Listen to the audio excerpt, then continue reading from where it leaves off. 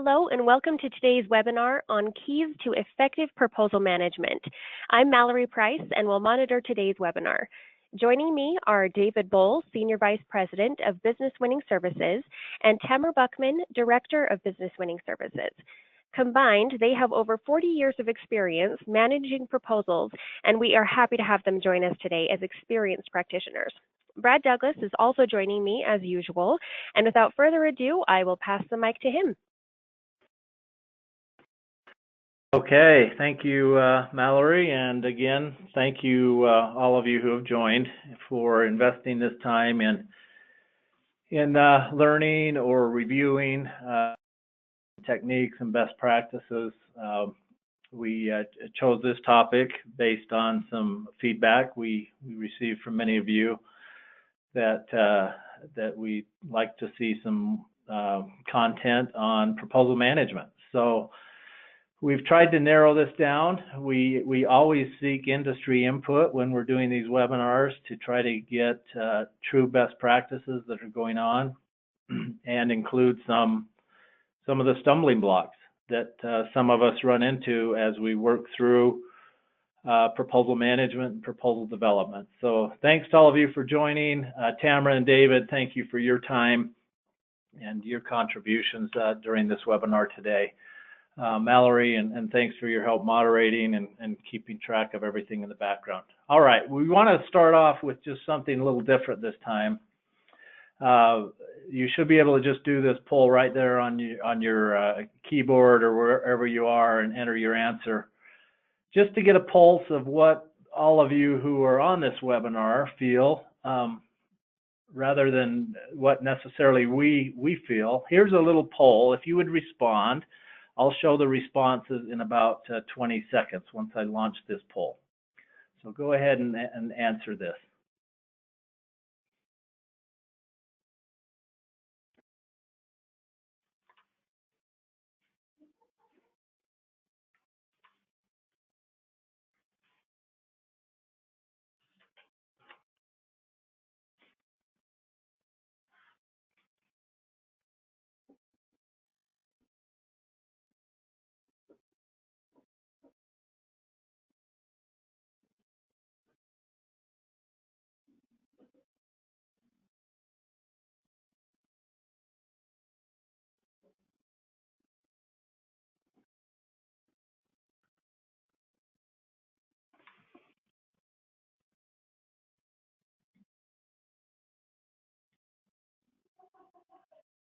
Okay, thank you for participating in that, and there you see the results.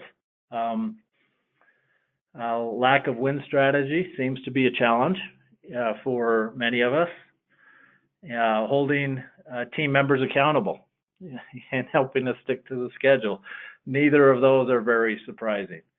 So thank you for that. That kind of confirms actually what we've heard from industry and what we heard people would actually like some coaching and some guidance and some ideas on. So let me mention one other thing, because at some point during the webinar, there is a place on your navigation window on the GoToWebinar navigation where it says handouts. And we actually are providing you a handout this time. So if you click on that, there should be a document, a tool, really. It's very simple that you can download and have and save and make your own. And it addresses one of the topics we're going to talk about a little later. So at some point during the webinar, you'll probably want to go open that up, download it, and save it and have it for future use. So these are the keys to proposal management that based on some input we got, as I mentioned, we want to cover. Managing communication. This is a huge part of a proposal manager's responsibility that we know. Developing and adhering to a schedule. This aligns pretty nicely with what your response to that poll was, right? Holding people accountable. Facilitating kickoff meetings and proposal review sessions, color team reviews. Balancing the interpersonal with project management skills or competencies. This is tricky. We've all probably seen proposal managers that are exceptional project managers that may be lacking on the interpersonal side. And then we've seen the opposite, where we've got a warm, friendly, nice, very good communicating proposal manager that lacks those critical project management skills we need. So balancing that is super important, and we'll talk a little bit about that. And then understanding and focusing on discriminators. What really matters to the customer, and how do we articulate that in the proposal? And then the last thing, which is, it's not really one of the 5 keys we want to talk about, but a couple of you, when you signed up for this webinar, you asked about a proposal management plan. What is it, and what does it contain? And so we will address that toward the tail end of the webinar. We'll discuss what constitutes a good proposal management plan for a proposal manager. So let's jump into those 5 areas we talked about. And I volunteered to cover this first one. So let's talk about managing communication as a proposal manager. This sounds really obvious, but it is so often overlooked, is just identifying the stakeholders in our proposal early. The earlier we get this team assembled, identified, and can start assigning out tasks, the better. That's what streamlines communication. It becomes very difficult to communicate to the team when we've got team members coming and going all of the time, and we don't have the core team together from the start. So identify all stakeholders early so that the communication flow is complete, it's comprehensive, it's on time. What are you going to use as a proposal manager as your communication platform? Are you going to depend on email? Are you going to use instant messaging and Skype? Are you going to rely on the SharePoint notifications? What exactly are the platforms, or is the platform you're going to use to communicate? Is it the good old-fashioned phone? Determine that, communicate that, agree on that. Establish a communication plan. How often do you want to communicate with your team? How do you want them communicating back to you? If there's no plan and you don't provide, as a proposal manager, some kind of directives on your preference of communication, it'll be all over the map. It'll be chaos. And part of this too is, when do you want people to communicate with you? Is it 24/7, or are you going to bring into play some work-life balance here and put some restrictions on communication, for example, on holidays, weekends, late at night? Or are you going to reserve those times just for emergencies? Put in place a communication plan, put it out there as proposal manager so everyone knows and understands, and then commit to it.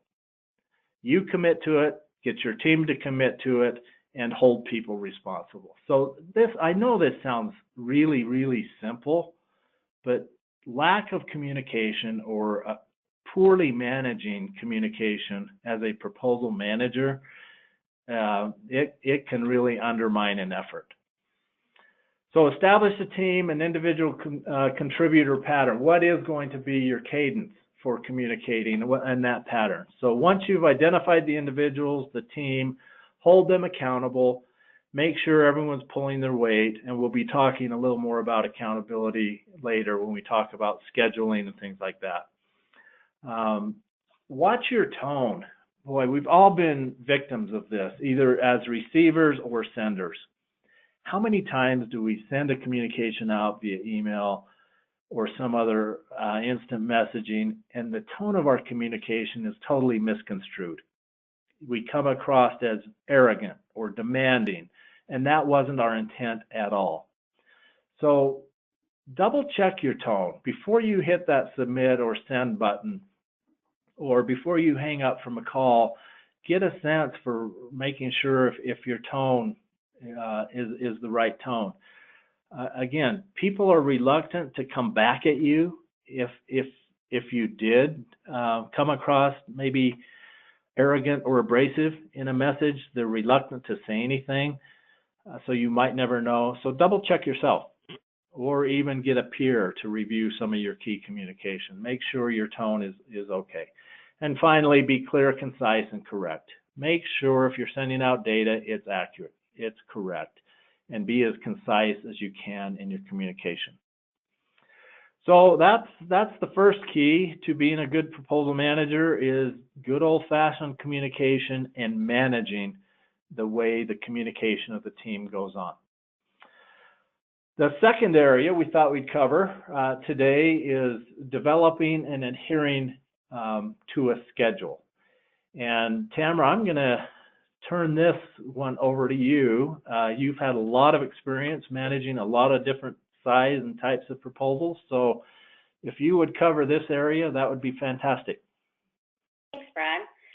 As you all saw from your poll just a few moments ago, roughly 61% of you all indicated that this is an area of importance to you, something you may currently struggle with, you want more clarity on. So we've identified, 8 elements for developing and adhering to a proposal schedule. The first being schedule backwards from the submittal date. The importance behind this is to, one, determine the submission requirements and those production-related items and just how long those tasks will take. That includes your editing, your formatting, printing, white glove, final check, and even delivery. We're seeing a lot of hard copy, hand delivery, and even electronic submissions, all of which contribute to just the length of time you need on the back end of your proposal schedule. So I suggest, coordinating with your proposal support resources for their availability and even their bandwidth. Depending on the size of your organization, you may be sharing resources across multiple efforts. So to understand what the bandwidth and availability of your production support team looks like will help in allowing enough time for a thorough final production. Secondly, you'll want to consider your color team or proposal response reviews, especially for those key participants and their availability. Again, back to shared resources, shared timing across multiple capture or proposal pursuits. I'd even go so far as to suggest once you finalize that proposal schedule, you may want to send down an advanced calendar notice for those participants in their review support or kickoff support. The second element we've discussed is reserving contingency time. Any effort you go through, there'll always be a hiccup or two along the way, and the value of having roughly 10% of your proposal schedule reserved for contingencies, unexpected things occur, such as you experience a poor color team or proposal review, which requires you to provide additional recovery time than originally planned. You receive an amendment to the RFP or a modification to your terms and tender that substantially impacts the proposed solution or existing content, but you don't receive any extension to your submission deadline. So you have to build in some time to make that recovery. Your proposal team participation decreases because conflicting RFP comes out that uses the same resources. Your SMEs need to return to their quote-unquote day job or other client obligations or internal obligations, and as such, the remaining members of your proposal team have to pick up the slack where necessary. And lastly, just unexpected emergency with any of your proposal team family members or anything of that nature that you want to be considerate of when planning your proposal schedule. The third element, maximize parallel tasks. To maintain your proposal schedule, you'll want to avoid your proposal team, in essence, waiting for someone else to finish their tasks that relate to either continuing what they were working on or starting something new. Clear task descriptions, quality standards, and start and end dates enables your proposal team to work in parallel with little to no conflicts, which also reduces significant risks in your ability to maintain your schedule, any delays in review cycles, or production-related activities. The fourth element is estimate tasks using realistic standards. Developing time standards for tasks like writing new material, tailoring boilerplate material with minimal revisions or significant or extensive revisions, conceptualizing new graphics that are simple or complex, updating existing graphics, just the color team review. How long do you want to provide on a standard color team review? Pink team, red team, and even gold team. You'll also want to factor in a standard time for editing and formatting. Having a general or standard time frame for each of these tasks will help in identifying an estimate for your proposal schedule. If you don't have a standard, there are standards to be considered in the Shipley Proposal Guide or the APMP Body of Knowledge, all of which will help in identifying what's the standard and what can be applied to your own organization, again, depending on its size. The fifth element is use standard work periods. We recommend building a schedule around the standard business work day and business work week, particularly avoiding planning around holidays and or weekends. While that may be necessary based on the productivity of the individual contributors or authors, planning that in advance of the individuals allocating their own personal time may set a negative tone or thought from the proposal team members. So we suggest being mindful of your proposal team's internal schedules, personal schedules, and things of that nature, and really try to build a schedule around the standard business workday work week. You'll also want to be mindful of your proposal team's productivity, particularly around if they're contributing more than 10, 11 hours a day, 6 to 7 days a week. The productivity of that individual or individuals may diminish over time, and the quality of their product may reduce and greatly increase risk to your proposal schedule by having to pause, increase recovery time after color team reviews, anything of that nature. The sixth element is plan for production and expect the unexpected. As previously discussed, be mindful of your production resources and their time and what they're contributing to as far as other engagements or pursuits.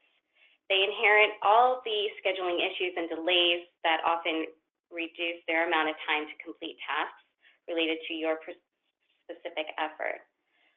You want to avoid this as much as possible and build in ample time and maybe even a little bit of extra time for your production team to have adequate time in the schedule to thoroughly complete the editing, formatting, and a good quality check before submission. The seventh element is allow time for reviews and fixes. Keep in mind your review participants' schedule and be mindful of staying true to your schedule if you've already sent out this advance notice. You'll want to allow for a thorough review and reduce the impact of key participants becoming unavailable by removing your standard schedule based on your proposal schedule. So if you have to condense your review time or switch reviewers because you changed the schedule, you could introduce risks by having a reviewer with little time to prepare, who has to take longer to review the material or is rushed to complete their review, thereby reducing the quality of the review documentation, recovery items, any recommendations they're able to provide. So build an adequate time for recovery into the schedule so your authors can thoroughly review and address all comments. If there are any discrepancies for the reviewer and or author, you'll want them to have time to collaborate to come to a consensus on what the recovery solution is. The last element is manage the schedule. It's important to communicate what your proposal schedule is by reviewing it daily, posting it on your collaborative tool or in your collaborative environment. By having a daily stand-up call, you can hear the progress from your authors. It gives you an opportunity to ask if they are having any challenges, any concerns related to their section or volume, and remind them specifically of what needs to be completed and how the schedule may be impacted by any delays. You can also address any expectations or upcoming events for the day, the week. You'll also be able to determine if any additional assistance or resources are provided or needed. If during your stand-up call you find that you have team members who need additional support, schedule time to have those calls or in-person working sessions so that you can quickly move through the daily stand-up call within a 10 to 15 minute slot. All of these elements help to maintain your schedule adherence, helps communicate the importance of maintaining your schedule, allows you to compel your proposal team members by managing on a daily basis, and it also helps to communicate to your leadership that you are maintaining your schedule of any changes that need to occur. Again, back to developing and adhering a key proposal schedule. The next slide, we talk about how no opportunity or no proposal schedule is the same size fits all. Some proposals may be 7 days in nature, maybe 10 days in nature. So for those short, quick turnaround type of proposals, it's key to understand what is the most critical milestones that you need to address. A standard typical government federal contracting RFP ranges from 30 to 45, 60, or even 90 days. All of which, you'll have to determine what length of time you need to cover on all these significant milestones. If you have an extended period of performance because you receive an extension or anything of that nature, you want to have the flexibility to adjust your schedule. All of which previously discussed would hold true. You would still need to collaborate and communicate with your production team, your proposal team, and any key contributors from a review perspective. You'll want to hold your team, including your management team, accountable for all schedule and deliverables. And how you do that is through your daily stand-up calls. You can also, going through your collaborative environment or tool, spot check any documentation or content development progress. While reviewing, each of those sections, you can identify any significant risks you see to the individual's ability to meet or maintain their scheduled deadline, and you can effectively communicate that to them and their leadership if necessary, either through an email, through the daily stand-up call or meeting, all of which allows you to maintain accountability for your adherence to the proposal schedule. Again, back to maintaining the schedule in your collaborative environment. You'll want to publish it and update it often. If you don't have a collaborative tool such as, Privia, Quotidian, VPC, but you rely on SharePoint, you can still maintain and update that schedule in SharePoint. If you use email, send that out daily if necessary. I would even attach it into your calendar invite, and if there are any significant updates to the schedule, update it daily. If you're having a review, I would post the review milestones within the calendar invite there. But again, maintaining the schedule is just as important as communicating that schedule too. Brad? Yeah, Tamara, quick question that actually came in during registration. Maybe you could just quickly comment on it. I think you really covered most of it, but could you just, given your experience, could you provide one tip on how to compel someone who's chronically late with their assignment to get it on time? I mean, I know there's no magic wand, but any thoughts? I like the idea of reviewing their progress daily. I think that is key because it helps you identify where they're struggling. If they're just simply not responding, they're not doing anything, and they're habitually the individual that writes at 10 o'clock at night because it's due at 6 a.m. in the morning, that's obviously not going to yield a good product. So you can identify that early enough and kind of starve it off by going to their leadership or up here and saying, hey, I've noticed, John Smith doesn't necessarily, do his work until the bitter end. How can we get in front of this? So, if you kind of tag team with a peer and, it helps them encourage the author or the contributor to, get ramped up on it so that the rest of the team isn't struggling, that's a way. I hate the run and scream idea, cry wolf to leadership, but that's always important. Again, as you're holding the schedule, you are holding the team and the management team accountable. So, if you're not getting the support you need, leadership is always an option too. Great, thank you. And that's great. It leads back to what we talked about earlier and the communication and setting those expectations and letting people know if we do fall behind or something, this is the communication path we'll take. So awesome. Thank you very much for that, Tamara. This next area we want to cover today is this is a very important one. It takes skill, practice, preparation. It's the idea that as proposal managers, we have to be really good at facilitating kickoff meetings and proposal reviews throughout the development process. So, David, if you don't mind taking this one and talk to us a little bit about kickoff and proposal reviews. Man, I've been holding my breath for 20 minutes, so you didn't hear me breathe.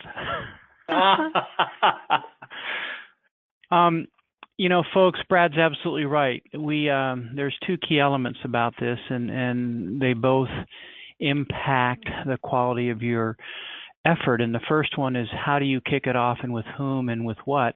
And the second is you have to make time, and you have to allow, and it's critical that throughout the proposal response time frame you allow for the reviews, so that the reviews can in fact help you continue the message. So one of the first things you have to do, because the kickoff will come pretty quick. I mean, the quick kickoff usually comes about 10 to 15% within the time frame. So on a 30-day, that's 3 days, 4 days into the effort. So you've got to identify and invite these members early.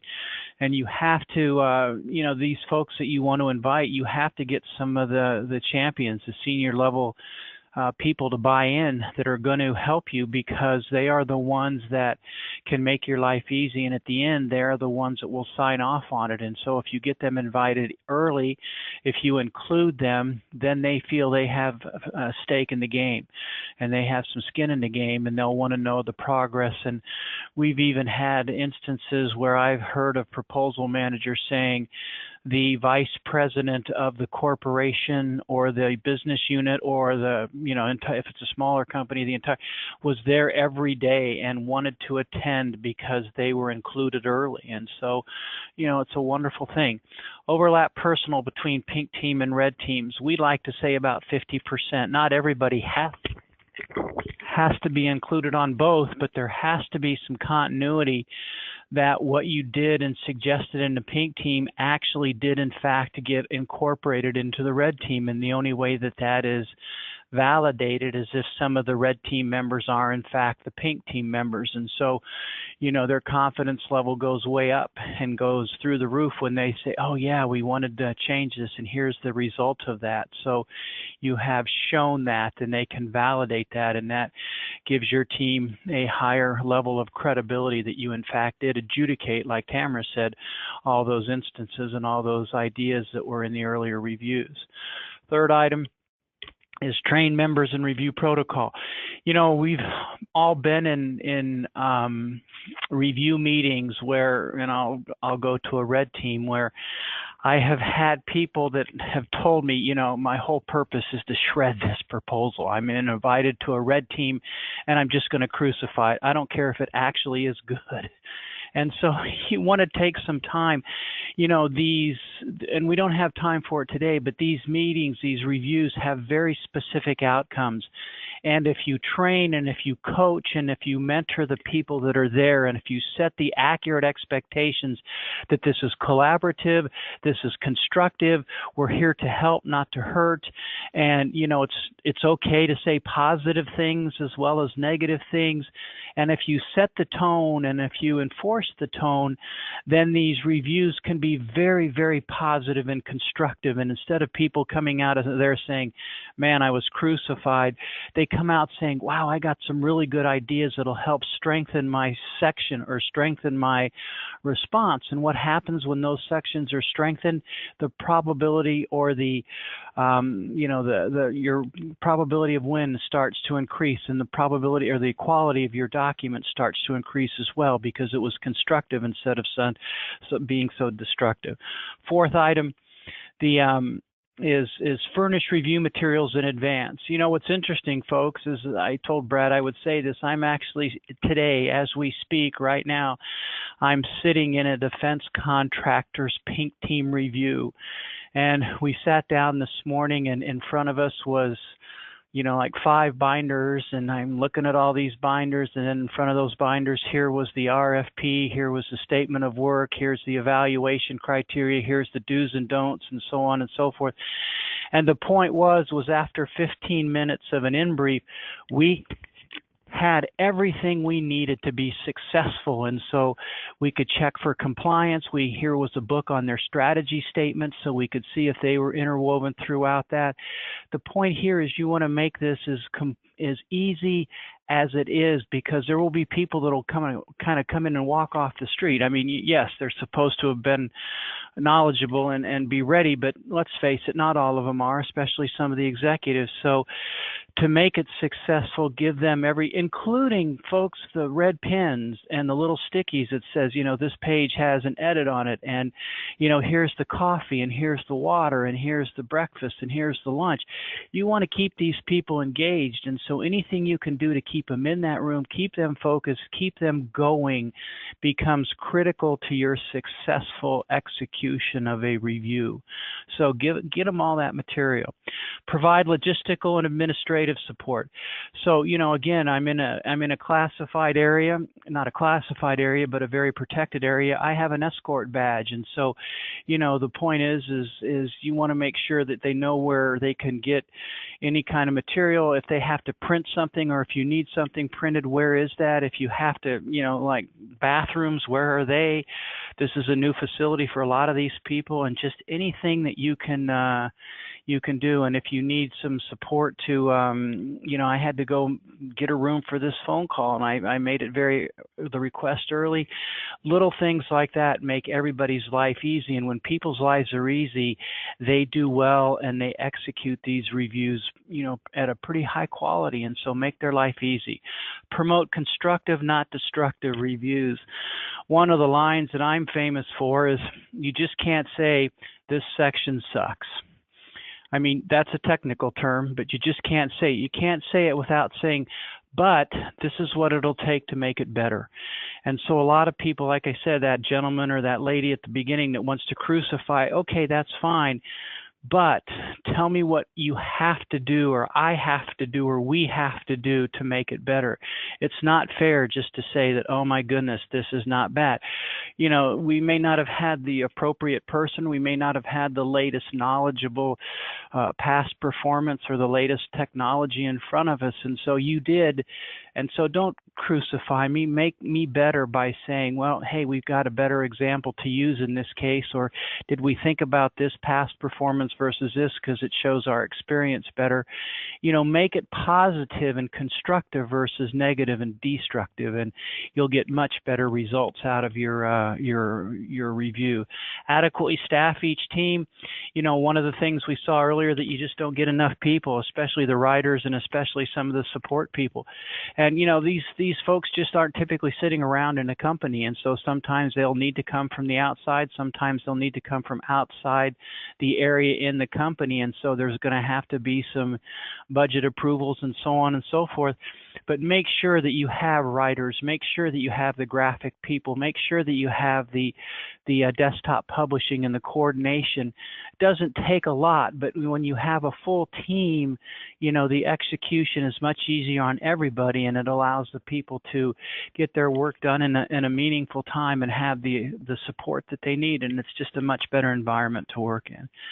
The cost volume is kind of tricky. Some people are very protective of their costs, some aren't. There's many ways to review it. Some will just review the written material and say, yeah, it still needs to be customer focused and add value and show benefits. Some will just say, hey, it's raw cost, it's lowest cost, technically acceptable, or it's best value or whatever. But make sure that whether it's in conjunction with the rest of your reviews, or a lot of times it'll be a separate green team review, make sure that your cost is in fact reviewed. So prepare proposal team for review. One of the things that we're going to do this afternoon, folks, is up until 4 o'clock today, it's just the reviewers, and it's just little meetings amongst each of these experts suggesting, okay, here's what we liked, here's what we didn't like.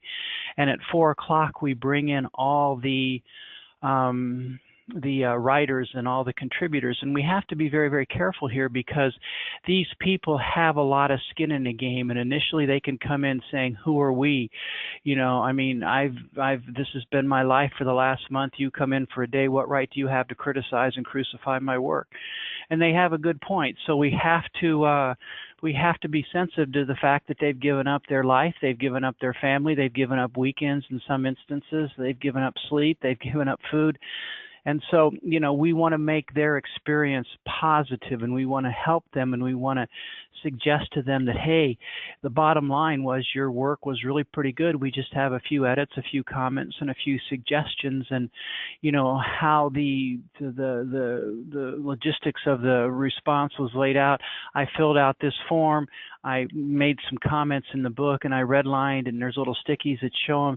You know, you want to make it as easy as possible for them and their teammates to take a look at what you did, and the group accept or reject your changes. I mean, you know, just because you made a change doesn't mean that it's absolutely, you know, standard going to get put in the book, but just suggest, hey, this is what I thought, and take a look at it, see what you think, and go from there. So just prepare the proposal team and make sure they hear the results.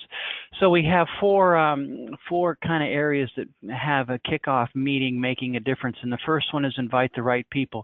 And take a look at that list down there. You want to have a few senior leadership people, because they're the ones that control the budget, and they're the ones that, you know, have got the approval to have this go. And so you want them to continue to share that excitement, share that, you know, that corporate commitment, and share those dollars with you, because, you know, you may need them. And so get some senior leader. Capture leader is obviously the program manager. He has to, or she has to execute. So you want to make sure that what you wrote is believable and executable. The volume managers are, you know, specific to each volume. You may or may not have those. But anyway, the point of a kickoff meeting is to get everybody at the meeting, either online or face-to-face, so that you can suggest the entire reason that you're doing this. You can suggest, here's our initial solution with our initial strategies to get there, and then the second half of the meeting would suggest, here's how in fact it's going to be done. And for the writers, as a proposal manager, we believe you're obligated to have, when you kick this meeting off, which is why it's not immediately upon RFP release, but like 10 or 15% into it, you've got to come up with a writer's package, and this writer's package has to be delivered to all the writers. So that suggests you have to know who the writers are.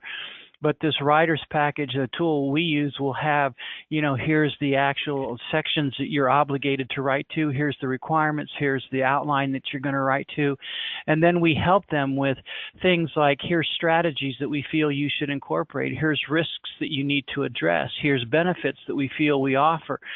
You know, here's discriminators that we feel that, you know, you can write to that will suggest why us and not them. And so all of this, the more that you can distribute to the writer in the package at the kickoff, helps you much farther down the line not have to rewrite, which is very costly and very time consuming. So, you know, if that means an extra day up front to prepare, that's a very strong investment, because it usually means days worth of writing saved at the end. The third, you know, part is the complete agenda, and there's a couple parts there. The first part is the team and what this proposal is all about, and you have the executive leadership and the highest ranking officer in the company saying, here's who we are, here's why we're going after it, here's what it means to us, here's our team, here's the contract type, here's what we believe the competition are. They give you the briefing, and they give you everything you need and want to hear about that the capture plan has brought to play into that. Then you take a break, and then you come back, and then you kind of suggest, okay, here's how we're going to execute. Here's the outline, here's the sections, and here's the authors, here's the accountability, here's the schedule, like Tamara said, and here's the dates for, in parallel, as many as possible. Here's the pink team review date, here's the red team, here's the green team, here's the gold team, and here's when it's due. And all this is told. Here's the SharePoint file structure. So for those of you working remotely, here's how you can come in and leave and share large files. You have all of this prepared so that everyone is on the same page from the very beginning. And then, You also talk about every morning at 8 o'clock from 8 to 8:15, we're going to have a stand-up. We're going to have our pink team is going to, be executed against storyboards, against an annotated outline. And then after that, we're going to go to a mock-up, and then we're going to go to a first draft, and we're going to review a final draft at red team, so on and so forth. The point is as much of this as that you can articulate and give to the team so that they're all on the same page at the same time, the easier it is. And a lot of you suggested that's a tough thing to do. The easier it is to stay on schedule. So the point here is give as much information as you possibly can to everyone on your team so that everybody understands the rules of engagements and how they participate and when they participate. Here's a simple checklist. It's a good document. There's got some strategic information up at the top, but you make an accountability of here's some people that we'd like to attend, and it starts with senior leadership, and it includes all the writers and everybody in between. And then there's just things that it's asking you to make sure you cover so that you simply have a checklist.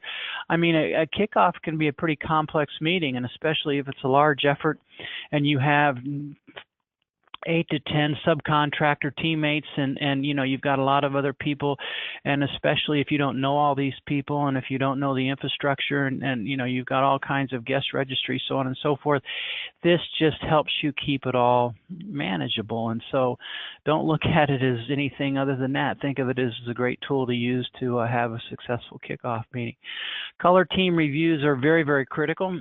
That little pink team button, that's where I am right now. But the point of a color team review is simply to ensure that you are making progress against what your strategies are that you felt it was going to take to win. And so, I've been reading these documents today, and in some instances, it's very, very relevant. And we see some very strong strategies, and we're actually checking against compliant, and things look good. There's a couple sections I was asked to review, and there's nothing there. And so the other benefit that this does is it kind of gives you a gut check as to where are we and what are we doing. And so we've got to make sure that we plan these, put them in the schedule, make sure that we have production time to allow. I mean, the amount of books and the volume of printed material was phenomenal. So that took some time. And so, you just want to make sure that you allow for these, what the strategies are for each of these meetings and what they're supposed to accomplish. And so it becomes critical as to when they are and when they are in the process. And typically, as part of the entire proposal schedule, the common, terminology teams that we use, pink for strategy development, red for final or pretty close to a final document for proposal submission. The green is money, and the gold is, boy, it better be done by now or we're in a lot of trouble, because that's pretty much close to as final as it's going to get. Yeah, follow a consistent process for each review. Prepare for it. I can tell that there was a lot of preparation for this pink team. It was started off with an in-briefing. Everybody was on the same page. Here's what's in front of you. Here's the tools you're supposed to use. Here's the time frame. Break for lunch. Collaborativeness between 3:30 and 4, and then 4 to 6, we're going to outbrief all the contributors as a group. So, have a committed schedule and a plan of attack. And then, debrief the staff. How did it go? They'll get a pretty good sense of that. If there's a lot of adversarial conversation going on and people are saying, boy, this didn't seem to be very far along, or if you're getting a lot of comments that said, boy, I'm disappointed, you're going to know that you're kind of maybe in a little bit of trouble. But that's a good thing, because that will then, like Tamara said, it'll suggest that you better tweak the schedule and begin to add more time for this and that to kind of ramp it up and to recover. Make reviews comprehensive, positive, and construction. Boy, those are all three very good words. We're looking at the whole volume, so that's great. Make it positive. I think it started off very positive, and I'm hearing very positive comments. And then at the end, we're going to read it out as we read it out to ourselves. We're going to read it out to the authors and to the subject matter experts and to the contributors, and I think that'll be very positive. Good, David. Boy, there's a lot there, and this really gets to the crux of a lot of proposal management. And the more planning, the better we do on these reviews, the better the whole effort's going to go. Now, that little template we showed you there, that Word template, that's what you can download over in the navigation window. If you click on handouts, you can click on that, save it, and have that. But it's just a really good little checklist to use. Make it your own and make it work. We're not going to spend a lot of time on this because we want to get on to 2 other areas, and you'll have access to these slides. They'll be posted on our website, as will a replay of the webinar. But you'll be able to print these off if you'd like. But these are just some common questions that are sometimes asked about color team reviews. For those of you who are on the webinar who are newer to proposals or maybe in a smaller environment, you know, these color teams might be new to you, the idea of a pink and red team. So don't get hung up on it. The color doesn't matter. The point is that we just do regular reviews as the proposal progresses, as David said, to check our strategy, check our compliance, and make sure our messaging is on point. So I'm going to allow you just to come back to some of these, but it talks about who should lead the color team review. Proposal managers do a lot of that. Capture managers often get involved. Who makes decisions at the color team reviews? Well, the real answer there is a lot of decisions aren't necessarily made. A lot of recommendations are made. And then often a smaller team of people get back and actually make the decisions. So just some frequently asked questions that you can go take a look at a later time. The next area we wanted to cover, and this is fairly brief. This would be actually take at least a few webinars to really dive into this. But this is that balancing I mentioned earlier on of the project management skills and competencies that a proposal manager has to be good. You know, time management, resource, being technically savvy, managing the risk, the data, the teamwork, the communication, and then the interpersonal. You know, are we as proposal managers good listeners? Do people feel comfortable coming to us and talking about issues they're having?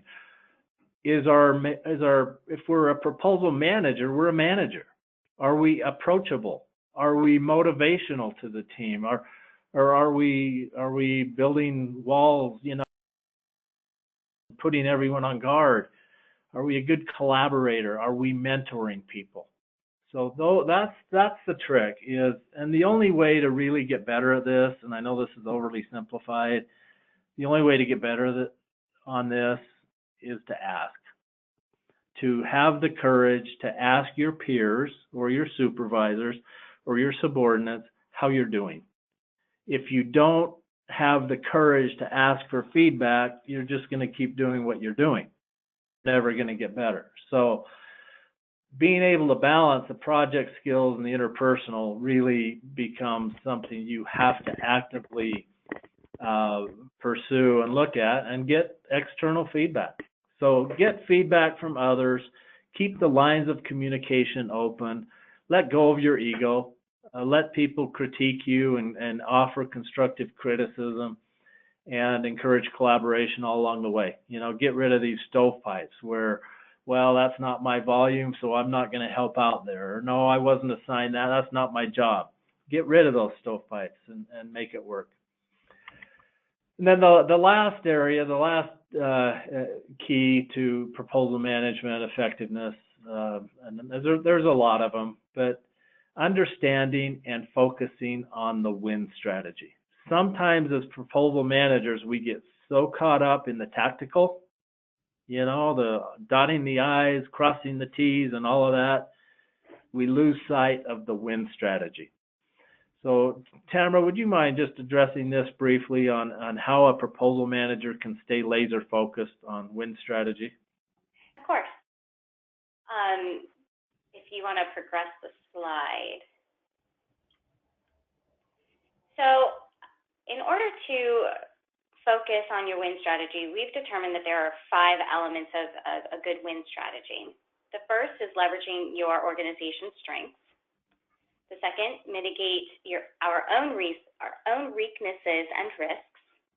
Neutralize those of our competitors' strengths. Exploit our competitors' weaknesses and focus on our discriminators. So all of that sounds like a lot, and it is. So today, for the purposes of our discussion, we're going to focus on the fifth element, discriminators. So the next slide. So how do you find our discriminator, your organization's discriminators? More importantly, what is a discriminator? So the definition of a discriminator is the feature of your offer solution that, one, differs from a competitor's offer, and two, is acknowledged by the customer as important. So both of these are quite important, significant in having a valuable discriminator. By having an in-depth understanding of your customer's hot buttons and needs, your competitors' offerings and discriminators, as well as your organization's capabilities, known as your features, and your unique characteristics, known as your discriminators, you can communicate compelling, substantiated benefits to your buyers. So how do you understand your customers' needs or hot buttons? Are they looking for a technically superior product or service at a reasonably realistic price? Do they want a reduced time frame with no scheduled delays? Are they looking for an innovative approach for large-scale new concept, complex product services? Are they looking for better people, faster, cheaper? What is that need that you are trying to address? Then, how do you know your competitors? What about your competitors is important? Well, you need to develop and assess and evaluate your competitors' offerings and capabilities. Validate that what your competitor could offer is, one, relevant to your customers' needs and hot buttons. Two, recent in today's market, that it's not obsolete, outdated, irrelevant, anything like that. And three, determine its value to the customer, whether or not it's of high importance, significant, or low. Effectively communicating or sharing these specific details with your proposal team helps in improving the quality of that discriminator, basically taking it from a generic response to being easily identifiable, quantifiable, and significant to your customer. This information probably and most likely should come from your capture manager through the capture phase and early pre-RFP phase. A lot of the development on these can take place. Looking at this specific chart, and Brad, you can go through it a little bit more. Using this chart, what we're looking at today is our ability to identify our discriminator's sweet spot. And that is where our discriminator intersects with our customer's needs and our capabilities, which should align with the customer's needs. Two, the competitor doesn't have it. And three, we have it. So as you can see, there's really only one sweet spot. And how you determine that we have it is by taking a look at our past performance. You'll want to provide substantiation around the we have it area by identifying the people that will support it, who have supported this effort in the past or a similar effort in the past. You'll want to identify and describe any processes that helped create the we have it, any tools that we applied or that you applied for successful customer engagement, productivity, anything of that nature that you can use to substantiate your we have it claim and provide proof points and metrics. Any cost-saving measures can help validate that we have it claim, any customer call-outs, anything of that nature. So again, what's a discriminator? They're important to the customer. They provide uniqueness. They differ from at least one major competitor. They can be both positive and negative. Don't discount a negative discriminator. You can always turn a negative discriminator into a positive discriminator. If you had a hiccup on a project where you stumbled or you had a significant increase in schedule or cost, you can highlight what happened and how you created the corrective measures and put those in place to ensure, one, it didn't happen again, and two, how you work together with your customer to resolve that issue in a timely manner. And the last item can be used for ghosting, again, when negative, just to validate. So as you can see, a strong discriminator is true for you, but not true for your competitors, while the weakest discriminators are true for you and not true for at least one of your competitors. Be sure to keep in mind, though, the strength of a discriminator also depends on its importance or relevance to the customer. So you'll want to get validation throughout your proposal response period that your discriminators are of significant importance to the customer, and a good way to do that is through the color team or proposal response review periods or milestones. I wanted to let David take an opportunity to add any additional points on this specific topic, considering its importance to our audience. One of the services that Shipley offers is we do proposal assessments, and probably the biggest weakness that's common that we see is a lack of discrimination within a proposal. Almost every proposal that we've evaluated suggests that it was written in a vacuum, and you're suggesting that there is no competition. So a fact from the United States government for 2018 suggests that 88% of the RFPs that they put out across all facets, be it DOD, DOE, Homeland, whatever, for the United States government, 88% were competed, which means you need to understand and you need to be able to understand what it's going to take to compete and suggest why you are better. I assure you that if you are not doing it against your competition, you are putting yourself at a lower probability of win because they are doing it against you. They will know your weaknesses and they will exploit those. They will know where they're strong and they will exploit that.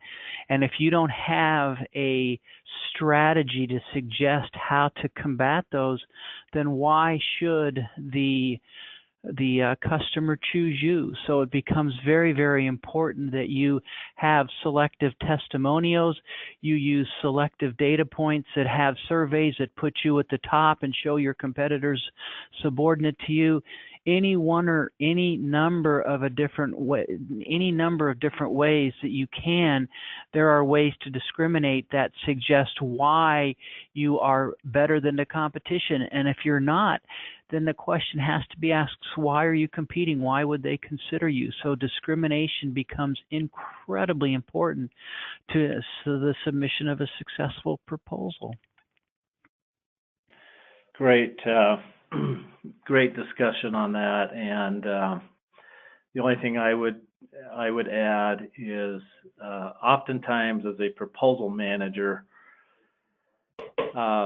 unfortunately, we are left to our own devices to figure out discriminators. In other words, our sales team, our capture leaders, our researchers haven't provided us the ammunition to really put out a message that does discriminate. And so my advice or encouragement to all of us that do manage proposals is don't be afraid to go back to the capture or sales leads and drill down a little bit to figure out why are we different and why are we better, and then make sure we get proof.